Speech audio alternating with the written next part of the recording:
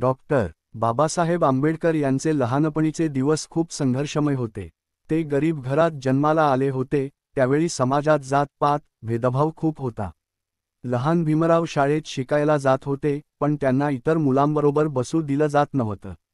पाणी प्यायला देखील त्यांना वेगळा भांडं आणावं लागत होतं. एकदा शाळेत शिक्षकांनी बोर्डवर लिहायला सांगितलं, पण इतर मुलांनी त्यांच्याजवळ बसण्यास नकार दिला. त्या दिवशी लहान भीमराव मनात ठरवून घेतलं, मी अभ्यास करून इतका मोठा माणूस होणार की समाज मला ओळखेल आणि माझ्यासारख्या कुणालाही अन्याय सहन करावा लागणार नाही. या निश्चयानं त्यांनी आयुष्यभर प्रचंड मेहनत केली. कठीण प्रसंग आले, उपाशी राहावे लागले, पण त्यांनी शिक्षण सोडलं नाही. पुढे ते उच्च शिक्षण घेऊन वकील झाले, अर्थशास्त्राचे तज्ज्ञ झाले आणि आपल्या बुद्धीच्या जोरावर त्यांनी भारताचा संविधान तयार केला.